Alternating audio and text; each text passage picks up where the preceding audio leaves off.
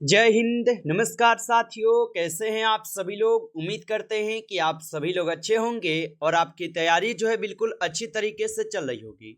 तो साथियों, आज की इस क्लास में हम सभी लोग जो है बीएसएससी कार्यालय परिचारी भर्ती 2026 के एग्जाम के लिए जो है साथियों ऐसे इंपोर्टेंट और चुनिंदे क्वेश्चन को देखेंगे जो कि साथियों आपके बीएसएससी कार्यालय परिचारी के एग्जाम में जो है 100% ये सभी क्वेश्चन आपको देखने को मिलेंगे। और साथियों, आप सभी लोगों को भी पता होगा कि आपके बीएसएससी के एग्जाम में जो है कुल आपके जीके की अगर बात करेंगे तो जीके के आपके 40 क्वेश्चन जो है पूछे जाते हैं। और मैथ के साथियों आपके कितने क्वेश्चन आते हैं, तो मैथ के भी आप याद रख लीजिएगा, मैथ के कुल 30 प्रश्न पूछे जाएंगे। और हिंदी के साथियों आपके जो है कुल कितने प्रश्न पूछेगा, तो हिंदी के भी आपके कुल 30 प्रश्न पूछेंगे। यानी कुल मिला के आपके 100 क्वेश्चन पूछे जाएंगे, जो कि आपके एग्जाम में 100 नंबर पूछे जाते हैं और इन्हीं सभी में से क्वेश्चन आते हैं। तो आज के इस क्लास में हम जीके के 40 क्वेश्चन को करेंगे और ये सभी क्वेश्चन आपके एग्जाम के लिए काफ़ी इंपॉर्टेंट हैं। और नेक्स्ट क्लास आपको कौन से टॉपिक के क्लास चाहिए, हिंदी या मैथ चाहिए, आप कमेंट करके जरूर बताएंगे। आज के इस क्लास में हम जीके को कंप्लीट करने वाले हैं, तो अच्छे से देखिएगा, इंपॉर्टेंट क्लास है आपके एग्जाम के लिए। तो चलिए क्लास को स्टार्ट करते हैं। उनसे पहले यदि आप इस चैनल पे पहली बार जुड़े होंगे तो आप इस चैनल को भी सब्सक्राइब करके ऑल नोटिफिकेशन को ऑल पे दबा के जुड़ जाइएगा, जिससे कि जब भी कोई नई क्लास हो सबसे पहले क्लास का नोटिफिकेशन जो है आपके पास पहुंच सके। तो आप इस चैनल को सब्सक्राइब कर लीजिएगा, साथ ही साथ आप जो है इस क्लास को भी अच्छे से एक बार लाइक जरूर कर लेंगे। तो चलिए क्लास को स्टार्ट करते हैं और देखिएगा क्वेश्चन क्या पूछा है। क्वेश्चन पूछा है कि कृष्णदेव राय जो ये किसके समकालीन थे। चलिए बताइएगा। ये सभी क्वेश्चन चुनिंदे क्वेश्चन है जो आपके एग्जाम में जो है 100% आपको पूछे जाएंगे। और बताइएगा आप कि कृष्णदेव राय जो ये किसके समकालीन थे। तो याद रख लेंगे, कृष्णदेव राय जो है ये आपके बाबर के समकालीन हो जाएगा। ऑप्शन यहाँ पे सी इस क्वेश्चन का सही जवाब है, याद रखेंगे। अगला क्वेश्चन है कि हम्पी का खुला संग्रहालय किस राज्य में है। चलिए बताइएगा आप कि हम्पी का खुला संग्रहालय जो ये किस राज्य में होगा। तो याद रख लीजिएगा, हम्पी का खुला संग्रहालय जो है तमिलनाडु में हो जाएगा। ऑप्शन यहाँ पे डी सही जवाब है, तमिलनाडु में होगा। अगला क्वेश्चन देखेंगे कि बुक्का प्रथम के शासनकाल में मदुरा सल्तनत विलय विजयनगर साम्राज्य में हुआ और मदुरा विजय का श्रेय जो है ना किसे है। चलिए बताइएगा। तो बुक्का प्रथम के शासनकाल में मदुरा सल्तनत का विलय विजयनगर साम्राज्य में हुआ और मथुरा विजय का श्रेय किसे होगा। तो याद रख लेंगे, बुक्का प्रथम के पुत्र कंपन को हो जाएंगे। ऑप्शन ए यहाँ पे इस क्वेश्चन का सही जवाब करेंगे। अगला क्वेश्चन देखिएगा कि अठवन का क्या मतलब है। चलिए बताएंगे आप कि अठवन का क्या मतलब हो जाएगा। तो अठवन का मतलब होता है भूराजस्व विभाग। ऑप्शन ए सही जवाब है, भूराजस्व विभाग होता है, याद रखेंगे। चलिए अगला क्वेश्चन देखिएगा कि न्यायालय द्वारा जारी किए गए परमादेश के माध्यम से न्यायालय डैश है। तो याद रख लेंगे कि न्यायालय द्वारा जारी किए गए परमादेश के माध्यम से न्यायालय जो है ये किसी व्यक्ति या संस्था को उनके सार्वजनिक दायित्वों तथा कर्तव्यों का पालन करने के लिए जारी किया जाता है। ऑप्शन यहाँ पे डी इस क्वेश्चन का सही जवाब दिए गए हैं। अगला क्वेश्चन देखिएगा। क्वेश्चन पूछा है संपत्ति के मौलिक अधिकार को कब जो है समाप्त किया गया। तो आप सभी लोग को पता होगा कि पहले हमारा 7 मौलिक अधिकार थे, जिसमें से एक संपत्ति का अधिकार था, जिसको अब अधिकार को खत्म कर दिया गया है। और ये कौन से अधिकार के तहत हुआ था, तो ये 44वें संविधान संशोधन 1978 के द्वारा ये समाप्त किए गए थे आपके संपत्ति के अधिकार को। चलिए आगे देखिए। अगला क्वेश्चन पूछा गया है कि फोटोग्राफी में मुख्य रंग कौन से होते हैं। चलिए बताएंगे आप कि फोटोग्राफी में मुख्य रंग कौन से होते हैं। तो फोटोग्राफी में जो मुख्य रंग होते हैं लाल, नीला और हरा। ऑप्शन यहाँ पे सी हो जाएगा इस क्वेश्चन का सही जवाब, याद रखिएगा। चलिए आगे देखेंगे। अगला क्वेश्चन पूछा है मौलिक अधिकार में कौन सी बात जो है स्वतंत्रता की नहीं है। चलिए बताएंगे आप कि मौलिक अधिकार में कौन सी बात स्वतंत्रता की नहीं है। तो याद रख लीजिएगा, हड़ताल करने की आज़ादी जो है ये मौलिक अधिकार में नहीं आती है। ऑप्शन ए यहाँ पे सही जवाब है। अगला क्वेश्चन है कि निम्नलिखित में से कौन सा मूल अधिकार विदेशी नागरिकों को प्राप्त नहीं है। चलिए बताएंगे आप कि निम्नलिखित में से कौन सा मूल अधिकार विदेशी नागरिकों को प्राप्त नहीं है।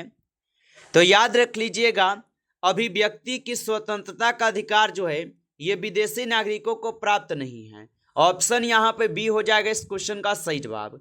अगला क्वेश्चन देखिएगा, भारतीय वन सर्वेक्षण विभाग का मुख्यालय कहाँ स्थित है। चलिए बताइएगा आप कि भारतीय वन सर्वेक्षण विभाग का मुख्यालय कहाँ स्थित है। तो इनका मुख्यालय हो जाएगा देहरादून में। ऑप्शन यहाँ पे 20 क्वेश्चन का सही जवाब है, देहरादून में हो जाएगा, याद रखिएगा। चलिए आगे देखिएगा, अगला क्वेश्चन पूछा गया है कि पश्चिमी हिमालय संसाधन प्रदेश के प्रमुख संसाधन हैं। चलिए बताइएगा, तो पश्चिमी हिमालय संसाधन प्रदेश के प्रमुख संसाधन हो जाएंगे, तो यहाँ पे वन हो जाएंगे। ऑप्शन डी को सही जवाब कीजिएगा, वन होगा। अगला क्वेश्चन पूछा है कि किस राज्य में वनों का सर्वोच्च यहाँ पे प्रतिशत है। चलिए बताइएगा, तो किस राज्य में वनों का सर्वोच्च प्रतिशत हो जाएगा। तो ये हो जाएंगे आपके किस में, तो ये मिजोरम राज्य में है। ऑप्शन यहाँ पे सी सही जवाब है, मिजोरम में होगा। अगला क्वेश्चन देखेंगे कि भारत में मैंग्रोव वनस्पति मुख्यतः जो है पाई जाती है। तो भारत में मैंग्रोव वनस्पति मुख्यतः जो है पाई जाती है, तो ये सुंदर वन में पाई जाती है। ऑप्शन यहाँ पे 20 क्वेश्चन का सही जवाब है, सुंदर वन में। अगला क्वेश्चन देखेंगे कि निम्नलिखित भारत के राज्यों में से कौन सा राज्य सर्वाधिक वक्षांदित है। चलिए बताएंगे आप, तो निम्नलिखित भारत के राज्यों में से कौन सा राज्य सर्वाधिक यहाँ पे वक्षांदित है। तो याद रख लीजिएगा, मिजोरम राज्य होगा। ऑप्शन यहाँ पे सी सही जवाब है। अगला क्वेश्चन है कि भारत का प्राचीनतम दर्शन है। चलिए बताएंगे आप, तो भारत का प्राचीनतम दर्शन कौन सा हो जाएगा। तो शाक्य दर्शन जो है ये भारत का प्राचीनतम दर्शन है। ऑप्शन यहाँ पे सी सही जवाब है। अगला क्वेश्चन है कि कृष्णदेवराय के शासनकाल में पहली बार विजयनगर और पुर्तगालियों के साथ मैत्री संबंध स्थापित हुआ और यह इसका परिणाम हुआ। चलिए बताएंगे आप, तो कृष्णदेवराय के शासनकाल में पहली बार विजयनगर और पुर्तगालियों के साथ मैत्री संबंध हुआ था, स्थापित हुआ, और इसका परिणाम क्या होगा। तो इसका परिणाम हुआ उपयुक्त यहाँ पे सभी। ऑप्शन आप डी कीजिएगा, इनमें सभी होगा। आगे देखिए, अगला क्वेश्चन है कि केवल प्रत्यक्ष प्रमाण को यहाँ पे कौन स्वीकार करता है। चलिए बताइएगा आप, और आप अभी तक इस क्लास को लाइक नहीं किए हैं तो आप इस क्लास को एक बार लाइक कर लेंगे। नए जुड़े हैं आप इस चैनल पे तो आप इस चैनल को सब्सक्राइब करके ऑल नोटिफिकेशन को ऑल पे दबा के जुड़ जाइए, जिससे कि जब भी कोई नई क्लास हो सबसे पहले क्लास का नोटिफिकेशन जो है आपके पास पहुंच सके। तो आप इस चैनल को सब्सक्राइब जरूर कर लीजिएगा। और बताइएगा यहाँ पे आप कि केवल प्रत्यक्ष प्रमाण को कौन स्वीकार करता है। तो इनको स्वीकार करते हैं यहाँ पे चवार्क। ऑप्शन यहाँ पे 20 सही जवाब है। चलिए आगे बढ़िएगा और अगला क्वेश्चन देखेंगे। क्वेश्चन है कि भारत के संविधान के अनुसार जो संवैधानिक अधिकार है किंतु मूलभूत अधिकार नहीं है। चलिए बताइए, तो भारत के संविधान के अनुसार जो संवैधानिक अधिकार है किंतु मूल अधिकार नहीं है, तो आप बताएंगे संपत्ति का अधिकार जो है ये मूल अधिकार नहीं है। ऑप्शन यहाँ पे डी सही जवाब होगा, संपत्ति का अधिकार, जो कि अब खत्म भी कर दिए गए हैं। 44वां संविधान संशोधन 1978 के द्वारा इसे समाप्त भी कर दी गई है। अगला क्वेश्चन है कि विशिष्ट अद्वैत सिद्धांत के संस्थापक कौन थे। तो विशिष्ट अद्वैत सिद्धांत के संस्थापक जो है यहाँ पे हो जाएंगे रामानुजाचार्य। ऑप्शन यहाँ पे बी कीजिएगा सही जवाब। अगला क्वेश्चन देखेंगे कि कर्म का सिद्धांत संबंधित है। चलिए बताएंगे आप, तो कर्म का सिद्धांत जो है संबंधित हो जाएंगे। तो कर्म का सिद्धांत जो है ये संबंधित है मीमांसा से। ऑप्शन यहाँ पे बी कीजिएगा सही जवाब, मीमांसा से होगा। आगे देखिए, अगला क्वेश्चन है कि प्रकाश में 7 रंग होते हैं और रंगों को अलग करने का क्या यहाँ पे तरीका है। चलिए बताइए, तो प्रकाश में 7 रंग होते हैं और रंगों को अलग करने का यहाँ पे तरीका क्या है। तो एक प्रिज्म से रंगों को अलग अलग किया जा सकता है। ऑप्शन ए कीजिएगा सही जवाब, याद रखेंगे। अगला क्वेश्चन है कि उम्र बढ़ने के साथ साथ निकट और दूर की वस्तुओं को फोकस करने में आंख की योग्यता में कमी कहलाती है। तो उम्र बढ़ने के साथ साथ निकट की और दूर की वस्तुओं को फोकस करने में आंख की योग्यता में कमी क्या कहलाती है? तो याद रख लीजिएगा, ये कहलाती है प्रेस बायोपिया। ऑप्शन ए यहाँ पे सही जवाब है, प्रेस बायोपिया कहलाती है। अगला क्वेश्चन है कि दृष्टि पटल पर बना प्रतिबिंब होता है। तो दृष्टि पटल पर बना प्रतिबिंब जो है ये वस्तुओं से छोटा लेकिन उल्टा होता है। ऑप्शन डी कीजिएगा सही जवाब, याद रखेंगे। अगला क्वेश्चन देखेंगे कि सांख्य दर्शन प्रतिपादित किया गया है। चलिए बताएंगे आप। तो सांख्य दर्शन प्रतिपादित किया गया है तो ये किए गए हैं कपिल द्वारा। ऑप्शन सी हो जाएगा सही जवाब, कपिल द्वारा। आगे देखेंगे अगला क्वेश्चन है कि दूर की दृष्टि दोष में पीड़ित व्यक्ति के चश्मे में कौन सा लेंस जो है ना प्रयोग किया जाता है? तो दूर दृष्टि दोष से पीड़ित व्यक्ति के चश्मे में कौन सा लेंस यहाँ पे प्रयोग किया जाता है? तो उत्तर लेंस यहाँ पे प्रयोग किए जाते हैं। ऑप्शन ए सही जवाब है। आगे देखेंगे अगला क्वेश्चन है कि किण्वन कैसी जो है अभिक्रिया है?